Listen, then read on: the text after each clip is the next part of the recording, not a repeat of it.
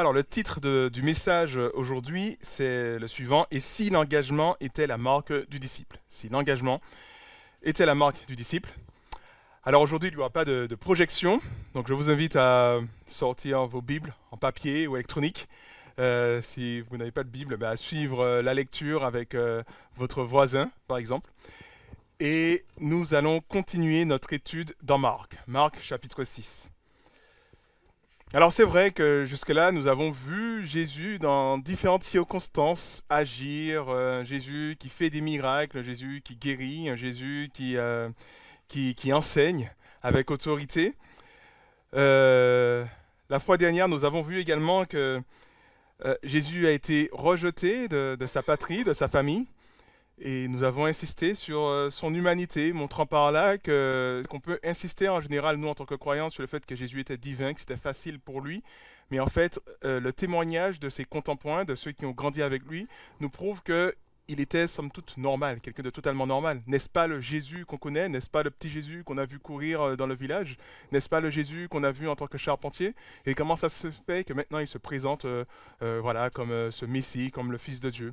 Et je pense que c'est fondamental pour nous de comprendre cette réalité-là, que Jésus a été pleinement homme et pleinement Dieu. Il est toujours pleinement homme et pleinement Dieu parce qu'il n'a pas abandonné son humanité. Il est le seul être humain au ciel actuellement, et on va le rejoindre un jour, enfin, en tout cas on sera avec lui un jour, et donc de ce fait, Jésus, pleinement homme, pleinement Dieu, c'est ce que nous avons vu.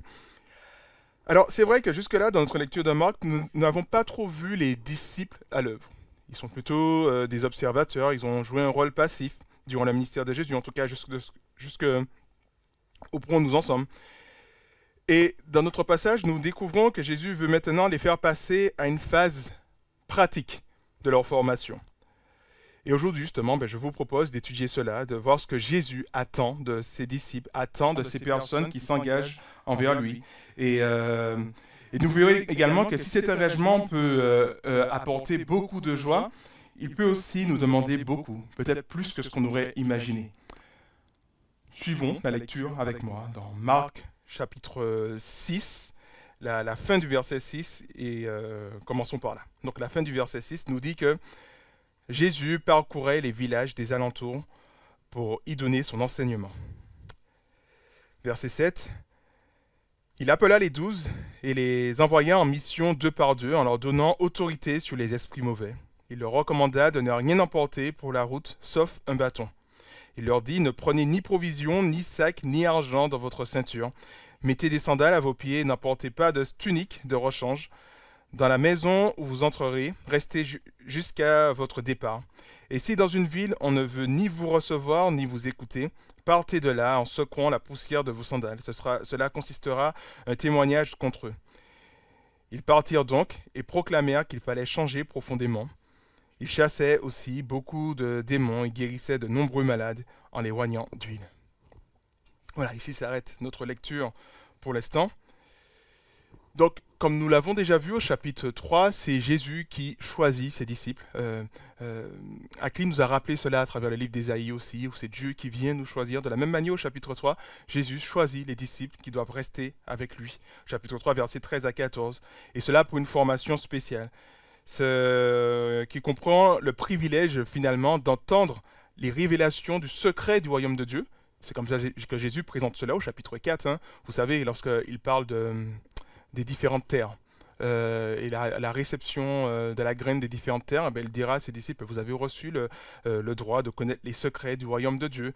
On verra aussi au chapitre 4 qu'il va apporter une explication plus approfondie de ses enseignements aux disciples. Il encourage au chapitre 3 les disciples à rester avec lui, à rester attachés à lui. Et en résumé, nous constatons que dans un premier temps, les disciples ont reçu cette formation spéciale de Jésus autour justement de la parole de Dieu. Et voici que dans notre passage, il est temps justement de passer à cette phase, de passer de la phase théorique à la phase pratique de cette formation. Et Jésus les envoie 2 par 2 en mission. Vous avez entendu, vous avez vu ce que j'ai fait. Maintenant, c'est à votre tour de mettre en pratique ce que vous avez reçu. Alors, qu'est-ce que cela nous dit ? Cela nous dit déjà dans un premier temps que le disciple ne peut se contenter uniquement d'écouter la parole de Dieu. Il ne peut pas se contenter seulement d'écouter l'enseignement, d'observer, de comprendre et d'apprendre. Il doit aussi à un moment donné mettre en pratique ce qu'il a reçu. C'est certainement ce que Jésus attend de ses disciples. C'est ce que Jésus attend de ceux qui se tournent vers lui. Et dans notre passage, cela se caractérise par le fait d'imiter Jésus. Tout comme le Maître, ils sont invités à annoncer le même message. On a ce résumé de ce message au chapitre 1, verset 15, où Marc nous dit que Jésus disait, voilà le message de Jésus, le temps est accompli, le royaume de Dieu est proche, changez et croyez à l'évangile. Donc, le message condensé, résumé, mais en même temps, c'était ce message-là que les disciples étaient amenés à annoncer. Donc, ils passent à cette phase vraiment de pratique. Donc les disciples sont invités à servir dans le royaume de Dieu et à s'impliquer dans ce royaume. Autrement dit, nous ne pouvons pas simplement rester des chrétiens passifs, on ne peut pas rester simplement spectateurs en tant que chrétiens. Nous sommes invités à vivre également les réalités du royaume de Dieu. Et c'est vrai que ce chant Esprit de Dieu nous rappelle un peu cette réalité où voilà, nous sommes ce peuple de Dieu, nous voulons être cette église que ton cœur attend, on disait dans ce chant, chantait dans ce chant. Et je crois que justement, vu que nous soyons une église à plaisir, qui justement s'engage dans cette réalité du royaume de Dieu, que nous puissions vraiment nous impliquer dans cette œuvre. Et dans un premier temps, cela se met comment déjà en mettant en pratique ce que nous lisons dans la parole de Dieu, donc c'est simplement vivre les commandements de Dieu, et puis dans un second temps, cela se vit dans le fait de s'engager dans le service. S'engager dans peu importe le service, que ce soit dans l'Église, que ce soit dans d'autres associations chrétiennes, mais s'engager pleinement dans le service de Dieu, voilà, d'être utile entre les mains de Dieu. Et afin que les 12 soient dans les bonnes dispositions pour cette mission, pour vivre cette mission d'une manière qui plaise à Dieu, Jésus souhaite leur apprendre deux choses fondamentales dans notre texte. Deux choses fondamentales. Premièrement, il ne doit pas s'appuyer sur leurs capacités, sur leurs aptitudes, mais plutôt sur Jésus. C'est Jésus qui les rend capables. On voit dans notre texte que c'est Jésus qui leur donne le pouvoir de chasser les démons. Ce ne sont pas leurs propres capacités, c'est pas voilà, parce qu'ils sont des personnes extraordinaires. Non, simplement, c'est Jésus qui équipe pour la mission. Ça, c'est fondamental. De partir en tout cas de ce principe. C'est lui qui équipe en donnant le pouvoir voilà, de chasser les démons et de guérir les malades. Deuxièmement, Jésus veut les encourager à avoir une totale confiance en Dieu pour la réussite de leur mission. De ce fait, il exige d'eux une certaine précarité. Donc ils n'ont pas le droit de partir avec de l'argent, ils n'ont pas le droit de partir avec des sacs, un sac, des provisions ou des vêtements de rechange. Ils partent tels qu'ils sont, habillés tels qu'ils sont. Ils vont et ils vont apprendre justement à dépendre de Dieu dans leur mission. Et cela, c'est fondamental. C'est deux choses. Dieu qui équipe et c'est sur Dieu que nous devons compter pour la mission. Donc, c'est lui et non eux qui rendra possible et efficace le ministère des disciples. Et ça, c'est fondamental. C'est ce que les disciples devaient apprendre, en tout cas à travers les instructions de Jésus. Et cette vérité ressort d'autant plus lorsque nous regardons la description bien souvent plutôt négative que Marc nous fait des disciples. Lorsque vous lisez les évangiles de Marc, l'évangile de Marc plutôt, on voit assez souvent que les disciples sont dépeints sous un mauvais jour.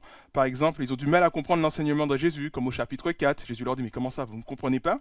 Au chapitre 7, au chapitre 8, à plusieurs fois, ils ont du mal à comprendre cet enseignement et Jésus les trouve un peu lents. Il ira même jusqu'à dire, mais jusqu'à quand je vais devoir vous supporter? Donc voilà, c'est pas très sympa pour eux. Mais ça nous montre quand même que voilà, que c'était des hommes qui, bon voilà, étaient un peu lents à comprendre. Ils se laissaient assez facilement gagner aussi par la crainte. Hein. On a vu cela aussi à la fin du chapitre 4, où justement Jésus leur dit, mais où est votre foi par rapport à la tempête? Hein. Il y avait une tempête, ils sont en train de paniquer. Jésus leur dit, mais les gars, votre foi les gars. Bon, il dit pas ça comme ça, mais... Et puis au chapitre 6 aussi, ils se laissent gagner par la crainte lorsqu'ils vont voir Jésus marcher sur l'eau. Et puis même Jésus ira jusqu'à reprendre sévèrement le chef des disciples, hein, Pierre, hein, regarde-moi Satan, c'est fort quand même ce qu'il dit à Pierre. Hein. Donc ça nous montre par là que les disciples ne sont pas des personnages si extraordinaires que ça. Ils semblent plutôt des gens qui semblent lents à comprendre, presque, alors on ne va pas être trop dur avec eux, mais presque des boulets quelque part, si on peut dire cela comme ça. Mais en même temps, on voit que ce sont des disciples peut-être inutiles, mais non pas inutilisables. En tout cas pour le royaume de Dieu. Et ça, c'est intéressant de voir cela. Malgré leur défaillance, Jésus les utilise de manière efficace pour son royaume. Et ça devrait vraiment nous parler. Et c'est comme cela qu'on devrait aborder le royaume et le service pour Dieu. Non pas dans une perspective où on se sent utile, on se sent capable. Et c'est vraiment dans cette humilité où nous réalisons justement que nous dépendons réellement de Dieu. Nous avons besoin de lui. Et que c'est Dieu qui nous équipe.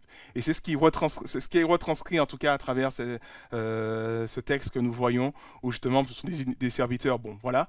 Mais que Dieu utilise pour des choses extraordinaires. Oui, je pense que vraiment l'exemple des disciples devrait nous inviter à l'humilité lorsque voilà, nous abordons la réalité du ministère. Nous devrions réaliser que voilà, que c'est pas par nous-mêmes que nous allons faire des grandes choses, mais uniquement dans la dépendance à Dieu, dans le lycée équipé par lui. Et c'est lui qui va, il va rendre notre ministère efficace et pertinent. Parce que, je l'ai dit des disciples, mais c'est aussi vrai pour nous, nous sommes des serviteurs inutiles. Dieu n'a pas besoin de nous. Dieu peut faire largement mieux sans nous, mais non pas inutilisables. Et ça, je pense que c'est une grâce de voir cela comme ça, le service. Ne pas le voir comme une sorte d'obligation, comme une contrainte, mais comme une grâce que Dieu nous fait, de pouvoir nous engager dans quelque chose d'aussi extraordinaire que le royaume de Dieu. Et puis je vous fais simplement remarquer que tous les hommes cherchent un sens à leur vie, cherchent à s'engager dans des causes qui sont nobles, qui sont importantes, qui ont un impact dans leur vie. Ben, quelle est la plus grande cause, si ce n'est la cause du royaume de Dieu, qui aura un impact dans l'éternité? Et Dieu nous utilise pour cela, malgré nos défaillances, malgré nos faiblesses.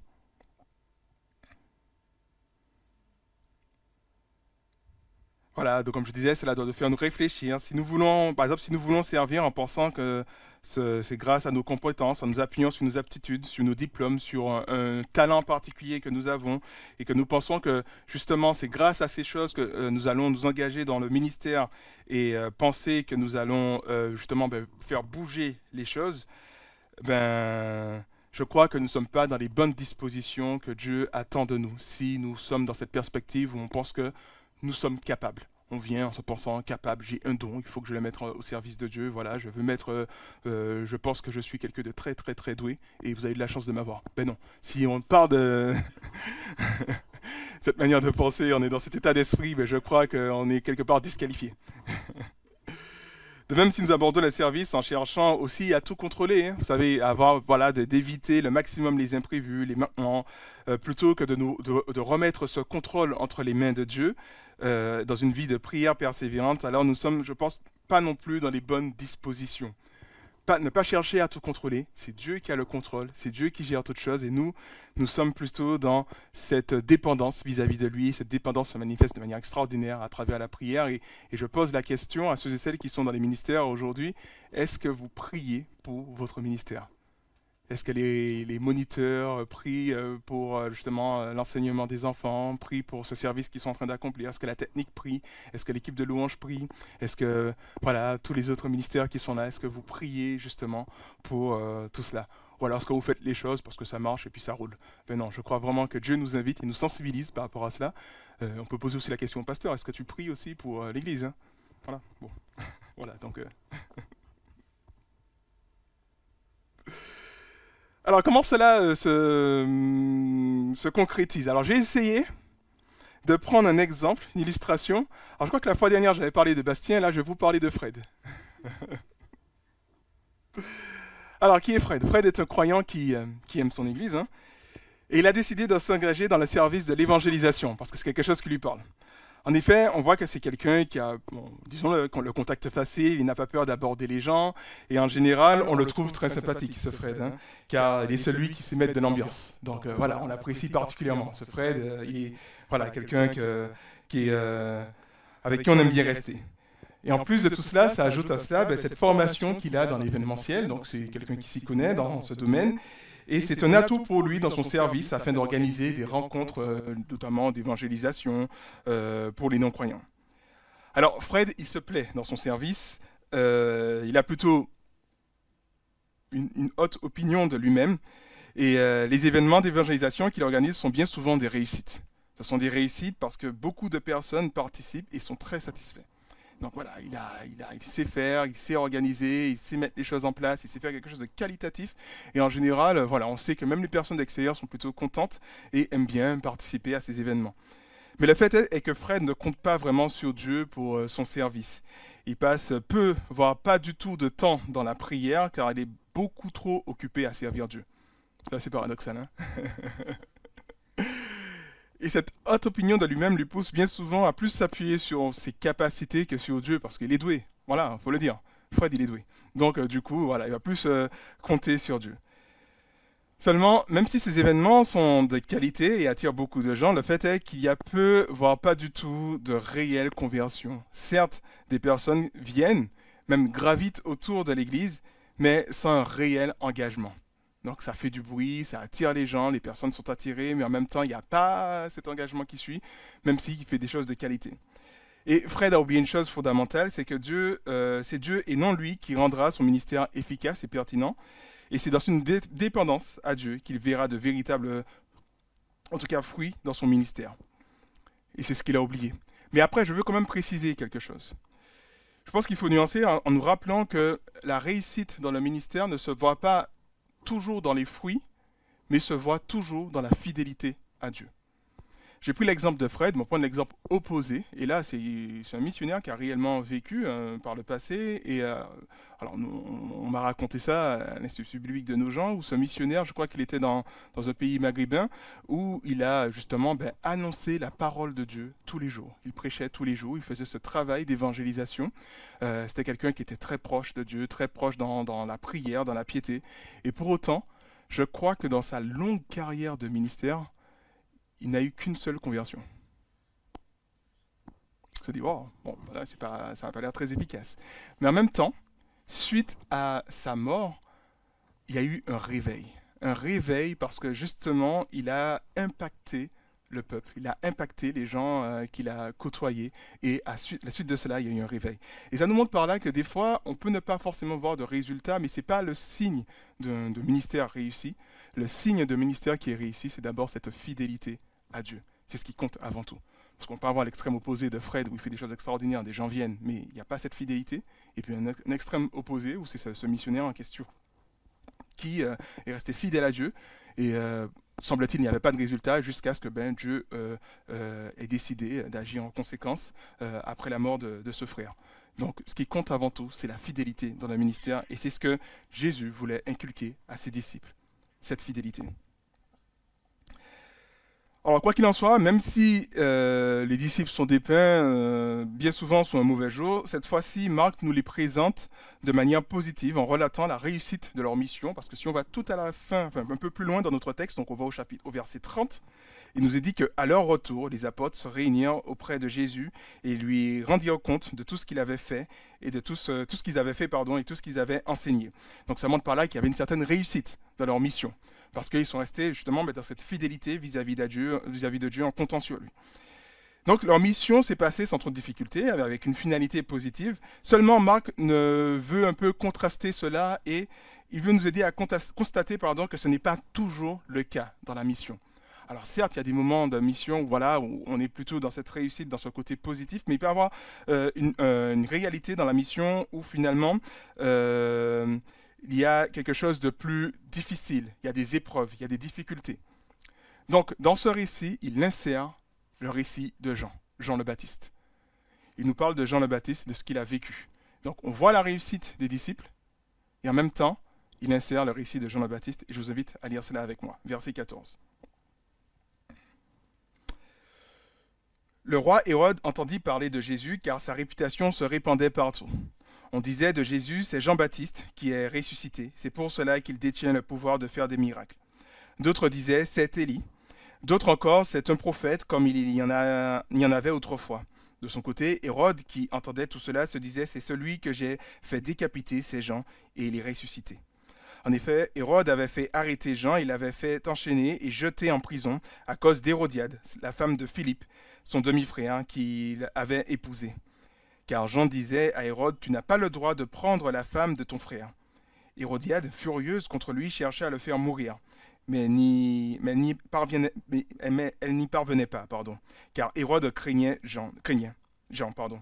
Il savait que c'était un homme juste et saint, il le protégeait donc. Quand il l'entendait parler, il en restait fort perplexe, et pourtant, il aimait l'entendre. Donc voilà, on va arrêter notre lecture ici pour l'instant.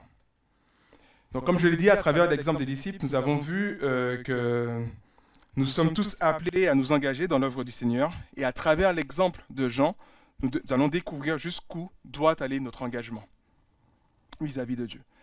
Alors, comme nous l'avons vu la semaine dernière, le dimanche dernier, avec Bob, la fin de Malachie, Jean nous est présenté comme cet Élie.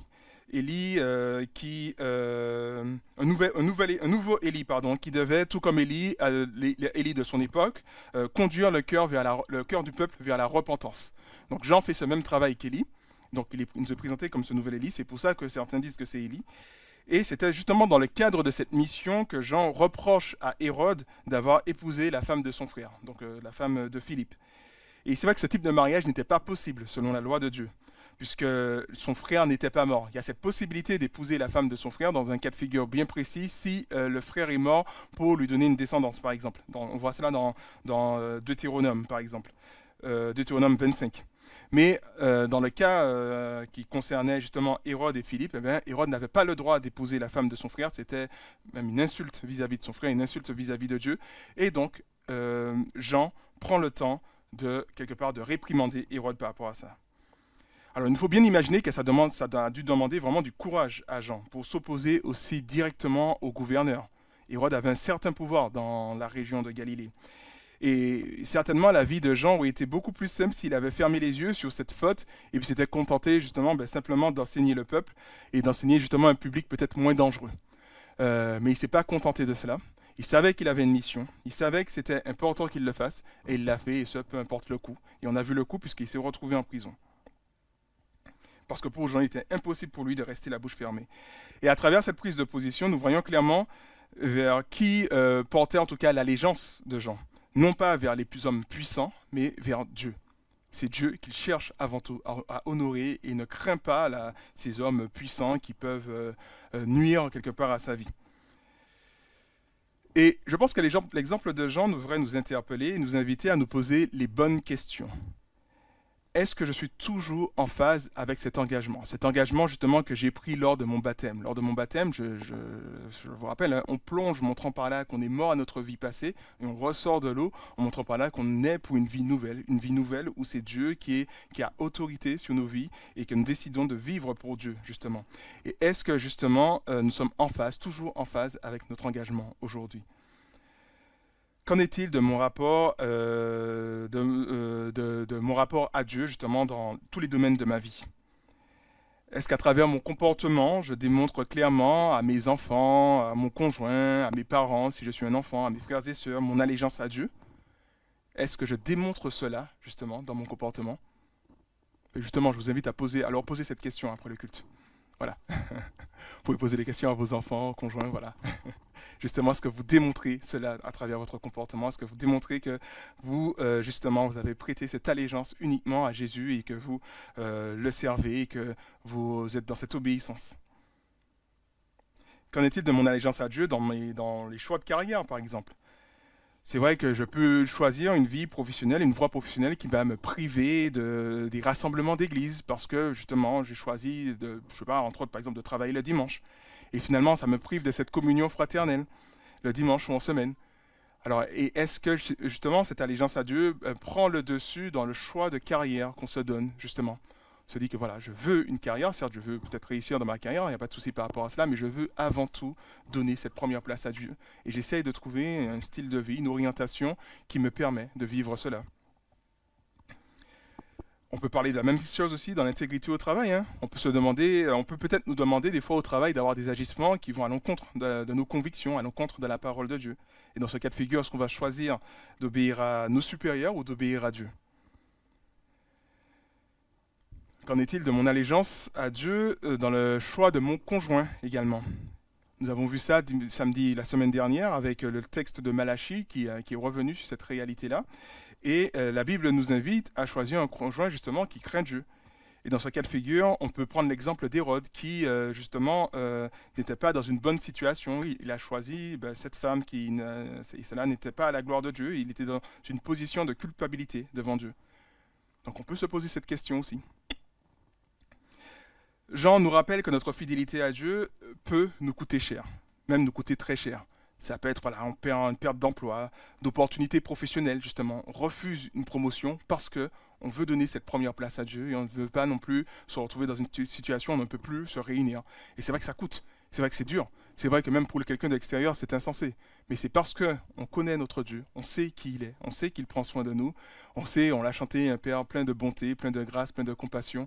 Et de ce fait, on essaie d'orienter nos vies de telle sorte qu'on lui laisse la première place, qu'on essaie en fait de faire en sorte que voilà, nous puissions vivre justement ces rassemblements cultuels et ne pas les manquer. Ça peut nous demander aussi de renoncer à certains plaisirs légitimes, parce que justement on veut obéir à Dieu. Donc on voit par là que l'engagement peut réellement nous coûter. Jean en est un exemple. Et dans le cas de Jean, ça lui a coûté la liberté. Ça lui a coûté justement la vie. Alors je vous pose la question, êtes-vous des Jean-Baptiste qui cherchent à rester en phase à leur engagement vis-à-vis de Dieu, ou êtes-vous des gens, êtes-vous des engagés et dans le quoi qu'il en coûte? Ça me fait penser à quelqu'un. Bon voilà, c'est notre président aussi qui était dans cette vision de quoi qu'il en coûte. Est-ce que nous sommes aussi dans cette vision des choses aussi, dans notre engagement, dans le quoi qu'il en coûte? Nous voulons rester attachés à Dieu. Sommes-nous des Jean-Baptiste? Ou alors peut-être sommes-nous des Hérodes? Et il est intéressant de s'arrêter sur le cas de Hérode. Il est intéressant de s'arrêter sur le cas de Hérode parce qu'on constate que Hérode, contrairement à sa femme Hérodiade, n'était pas totalement indifférent au message de Dieu. Le texte nous dit que certes, Hérode a fait emprisonner Jean, mais il refusait de le faire mourir. Il protégeait Jean parce qu'il a même protégé Jean des plans malveillants de sa femme parce qu'il reconnaissait en Jean un prophète. Et mieux encore, Hérode aimait écouter Jean, nous dit le texte. Même si ça le bousculait, même si ça le gênait, mais il appréciait d'écouter Jean, comme s'il y avait une sensibilité. Il n'était pas totalement indifférent, contrairement à cette femme Hérodiade qui voulait totalement faire mourir Jean. Hérode ne voulait pas le faire mourir parce qu'il appréciait entendre justement cette parole de Dieu. Donc Hérode était soucieux du message de Dieu, il était réellement sensible à ce message. Seulement, Hérode se retrouve face à un choix difficile. Soit obéir à Dieu et répudier sa femme, cette femme qu'il aime, parce que s'il a quitté sa première femme pour se marier avec cette femme-là, c'est pas amour, donc il y a quelque chose de fort, peut-être qu'ils ont dû vivre, et il devait certainement aimer cette femme. Ou alors, soit il rejette cette femme et choisit Dieu, ou alors soit il rejette Dieu et garde cette femme. Et vous savez quel choix qu'il a fait? Alors j'en profite pour... voilà, désolé. Vous savez quel choix qu'il a fait, Jean, justement? Il a choisi sa femme, c'est ça? Ben non, il n'a fait aucun choix en fait. Il n'a pas fait de choix. Il a plutôt essayé de trouver un compromis. Il ne fait pas mourir Jean, le prophète, il le protège même, mais en même temps il ne se sépare pas de sa femme. Donc il a trouvé un certain équilibre. Et voilà, ça c'est plutôt cool. Il est dans cette forme de compromis, Jean. Et je vous pose maintenant cette question, y a-t-il des Hérodes dans cette salle?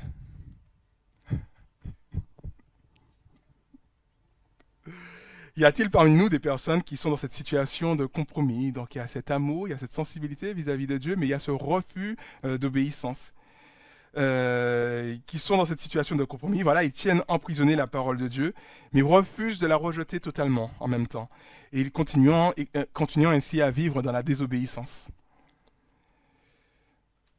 Des personnes parmi nous peut-être qui savent ce qu'elles doivent faire pour rester fidèles à Dieu, mais ces personnes peut-être ont peur des conséquences de leur engagement. Hérode savait que s'il voulait s'engager vis-à-vis de Dieu, il aurait eu à justement choisir cette rupture avec cette femme qu'il aimait. Et ça aurait été peut-être très difficile pour lui. Jean n'a pas eu peur d'accepter les conséquences.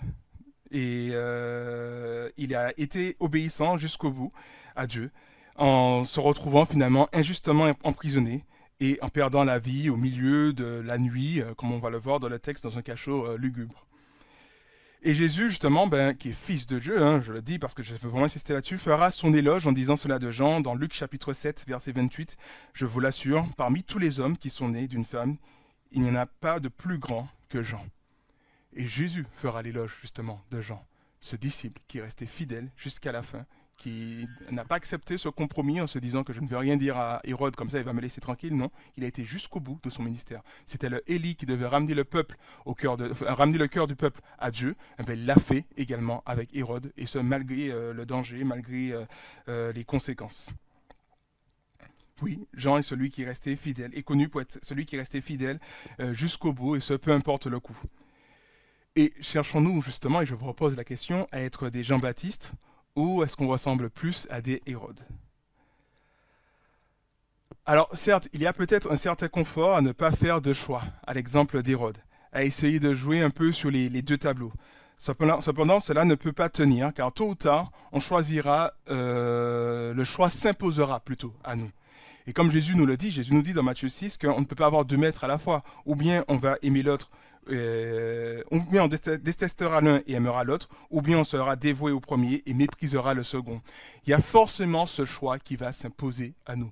Hérode pensait rester dans cette situation, semble-t-il, équilibrée pour lui, mais qui était dans un déséquilibre.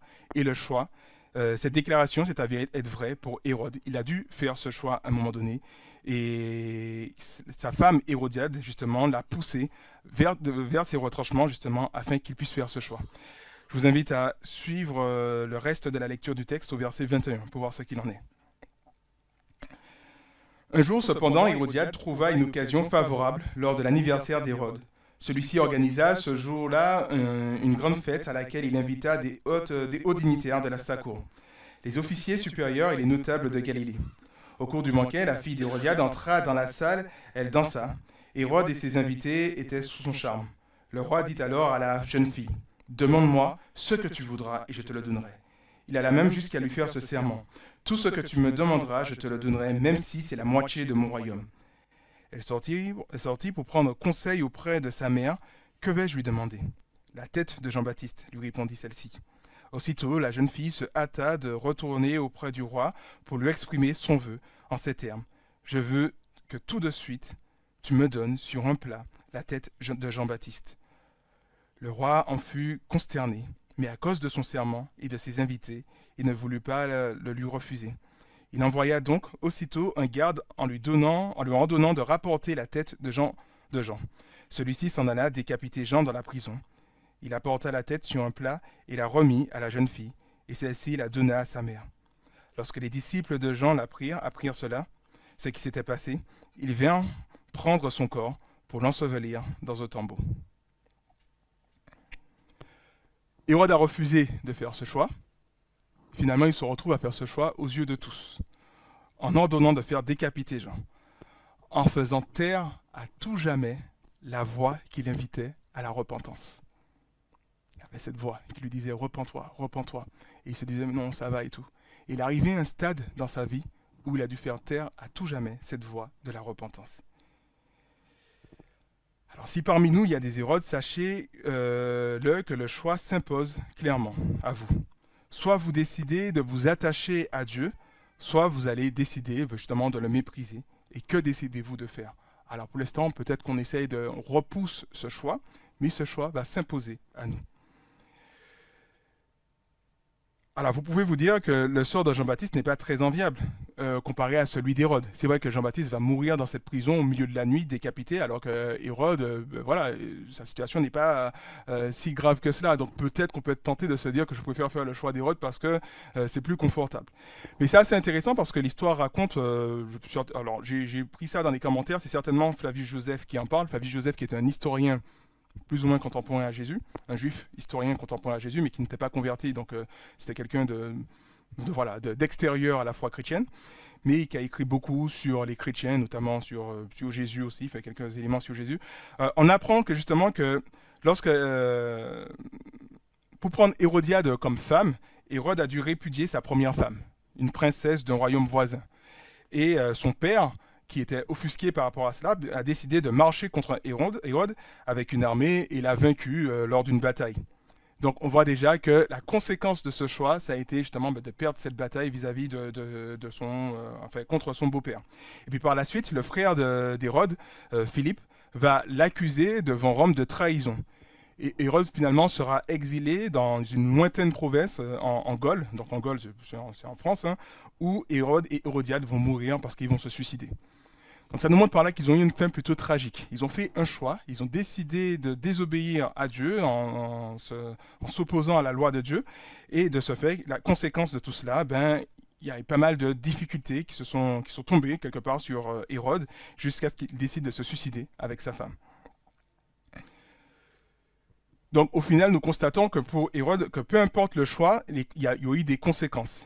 Si nous décidons de rester fidèles à Dieu en acceptant ce coût, ce sera un coût très élevé certainement que nous allons devoir payer pour rester fidèles à Dieu parce que nous ne voulons pas désobéir. Mais si nous décidons de nous détourner de Dieu, alors le coût sera encore plus élevé, comme on le voit avec Hérode. Et c'est vrai que la Bible tient des avertissements très durs à l'égard de ceux qui se détournent de Dieu. Et j'aimerais vous lire ce passage dans Hébreux 6, qui bien souvent nous gêne, ce passage. Et on va le lire et puis on va essayer de voir voilà, ce que ça nous dit par rapport au cas d'Hérode. Hébreux 6, verset 4. Donc si vous voulez prendre avec moi, n'hésitez pas. Il nous est dit qu'en effet, ceux qui ont été une fois éclairés, qui ont goûté au don du ciel, qui ont eu part au Saint-Esprit, qui ont expérimenté combien la parole de Dieu est bienfaisante et fait l'expérience des forces du monde à venir, et qui pourtant se sont détournés de la foi, ne peuvent être amenés de nouveau à changer d'attitude, car ils crucifient le Fils de Dieu pour leur propre compte et le déshonorent publiquement. En effet, lorsqu'une terre arrosée par des pluies fréquentes produit des plantes utiles à ceux pour qui on la cultive, Dieu la bénit.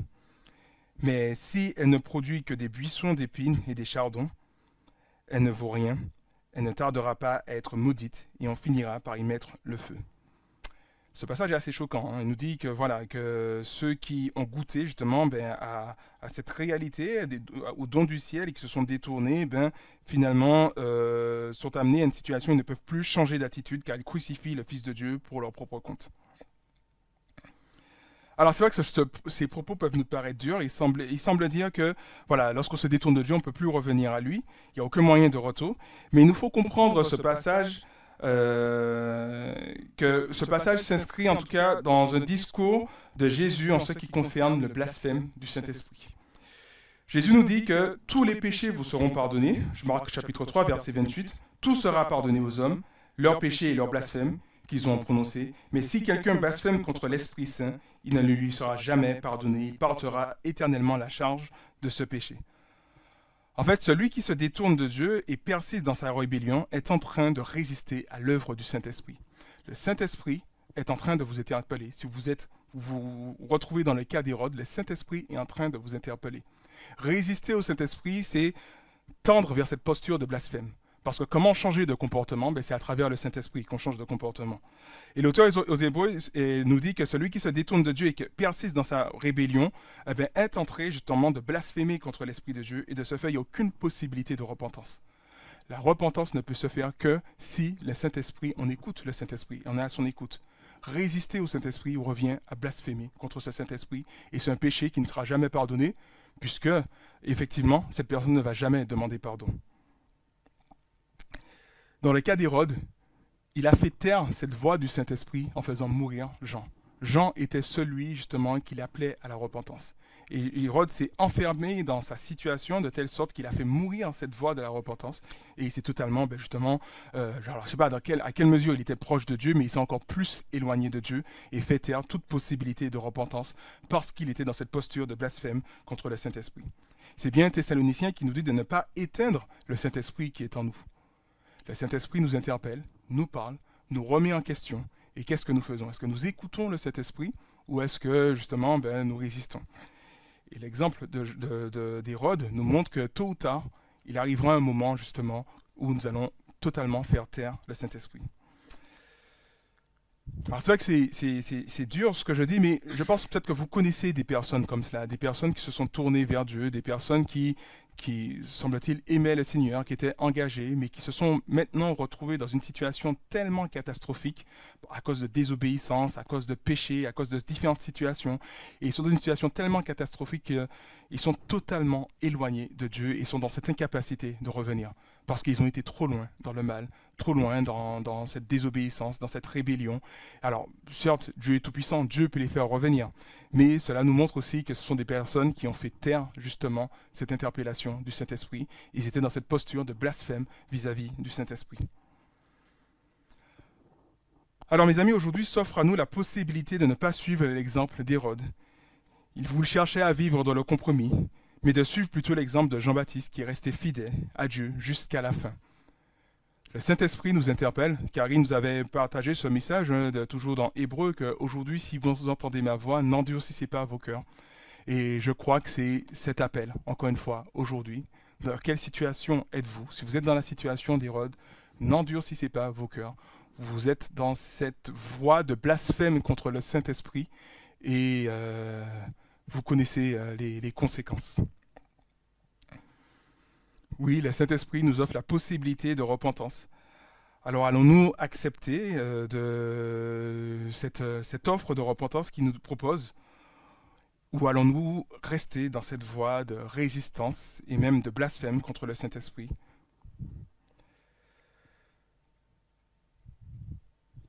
Alors je vais conclure le message d'aujourd'hui.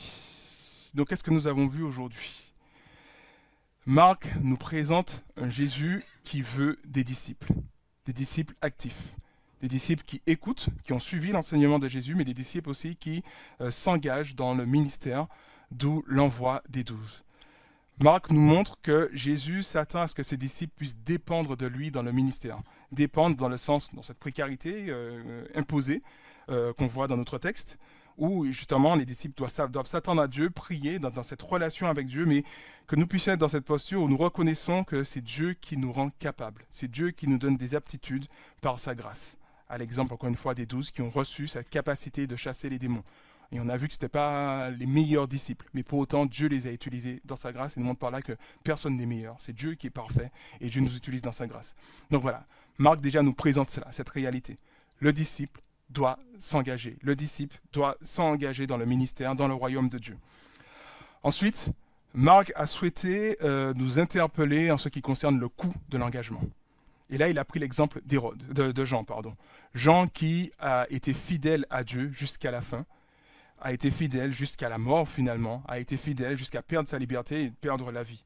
Et puis on voit un exemple négatif qui est l'exemple d'Hérode.